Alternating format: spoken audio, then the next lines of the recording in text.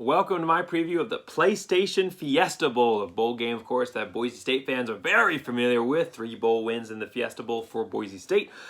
Obviously not there this season, but a team that Boise State fans are familiar with will be playing number 9 Oklahoma State, 11-2 overall versus number 5 Notre Dame, 11-1, 1 p.m. Eastern Time, Saturday, January 1st on ESPN. Notre Dame favored in this one by 2.5 points, but only given a 51.9% chance of winning this. So this could be very, very close. Remember, they are without their head coach, Brian Kelly, so it's going to be an interim head coach coming against an Oklahoma State team that was this close to going to the playoffs. They really were this close to getting to the playoffs this season. Both of these teams really just missing out on the playoffs. It's really going to kind of come down to which of these teams is able to overcome that disappointment, which of these teams maybe had the least amount of expectation of getting there, you might say. It's really going to kind of come down to which of these teams is the most motivated in a game that neither of them wanted to be in because they both thought they were playoff bound or at least had playoff potential. I think if Oklahoma State had beaten Baylor, they would have gotten into that game even over Cincinnati. So unfortunately didn't end up getting there, but this is still New Year's Six, a great matchup, a great game. Really, maybe even should be part of the playoffs. We can talk about expanding the playoffs all day, but we're going to talk about this bowl game in this one. We're going to talk about series history, no previous matchups. That's a trend for the bowl season this year. Record review, so Oklahoma State, I thought they'd have a good year, better than what Athlon Sports was rejecting. They said 8-4. I thought 9-3, ended up even better than that, 11-2 overall. So a really great season, of course, win against my Boise State Broncos along the way. Close one, but a win nonetheless. For Notre Dame, exactly what I thought they would have. 11-1, that's what they got. Athlon Sports was saying 10-2, so definitely closer on this one than Athlon this time. Oklahoma State, how'd they get here? Well, they started off with a little bit of some, kind of just really struggling to get off the board early. So against Missouri State, 7-point win, and then Tulsa, a 5-point win. Boise State, a 1-point win, which honestly, Boise State won that game. They had a turnover, a fumble. Oklahoma State fumbled the ball. Boise State picked it up, ran it back for a touchdown. The guy recovering the ball, knee never touched, but he was called down on the ground before he was able to run the ball back for a touchdown by the referees. Reviewed it. His knee wasn't down, but it was too late at that point. It was in the last few minutes. Boise State would have won that game. So Oklahoma State definitely breathing a sigh of relief after that one.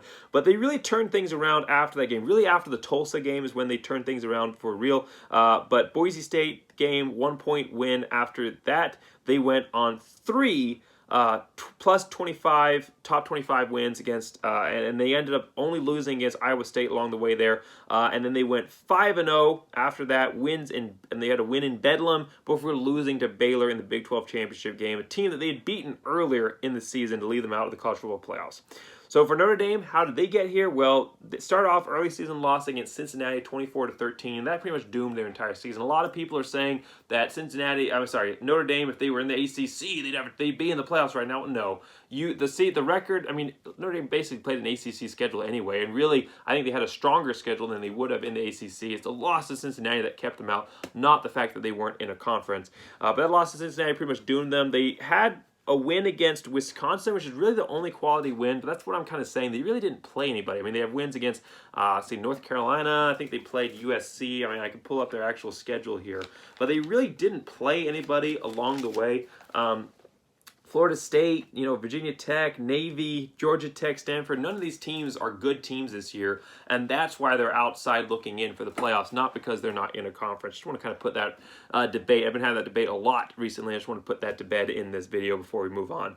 So top players, well, for Oklahoma State, it's going to be their running back, Jalen Warren. Now, yeah, Sanders has had a great year for them at quarterback, but Jalen Warren, I think when he's been good, that has been what's driven Oklahoma State to success.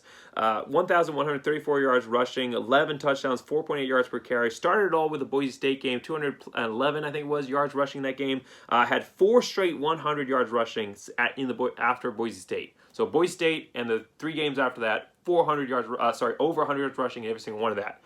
Since then, in the 6 games after that streak, he's only had 1 100-yard rushing game since then. And Oklahoma State has really showed that lack of a truly balanced attack with him not having the success that he had in the running game earlier. So whatever it was that he was doing earlier, he's got to find that magic again, because I think Oklahoma State, they need him to have a great game to be able to come in and get this win. For Notre Dame, their top player is going to be actually their tight end here, Michael Mayer. 6'4", 251, NFL caliber tight end for sure. 768 yards receiving, second on the team. 5 touchdowns overall. Was kind of handicapped a little bit. Didn't have a great game versus Cincinnati. I think that ended up leading to that loss. So if he can have a good game, both these teams kind of relying on their top players here to come in and get a win in this bowl game. Keys to the game, well, for Oklahoma State, it's exactly what I was just saying. Get Warren going again. I said Sanders cannot carry this team. He's had a pretty good year overall. I mean, definitely better than Oklahoma State fans were expecting. Not a great season last year, and fans really kind of starting to get fed up with him about midway through the season, and he really turned things around. He's had a better year overall.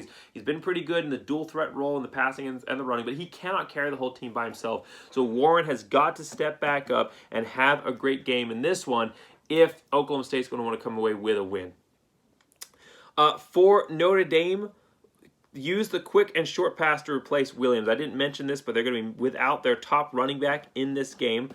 He's just chose not to play in this bowl game, so they're going to be without their top running back. So use the short plays. Use the passing game to your advantage. I mean, you can almost work it in. It's kind of what Coastal Carolina does. You can use the passing game to substitute for the running game, and I think Notre Dame needs to find that key here. They have some great wide receivers. They have a good quarterback here. They have a really, really good quarterback here in Jack Cohen. So they have really good quarterback. They have great wide receivers. They have great tight ends. Tight ends are great in the short passing game. Use that passing game to your advantage to replace, as it were, the running game, because you really don't have anybody that's going to, I think, step up to the same level that Williams was in that backfield. So my prediction on this one, I think that the loss of key players like Williams and the fact that Notre Dame really thinks they should have been in that playoffs and was kind of jilted in the end here. I think that Oklahoma State's going to be a little more motivated. Not that either of these teams are super motivated to be in this bowl game, but I think that Oklahoma State's going to be a little bit more motivated. It's an Oklahoma State team that at the beginning of the year, no one had any expectations for them. They weren't even ranked at the start of the year,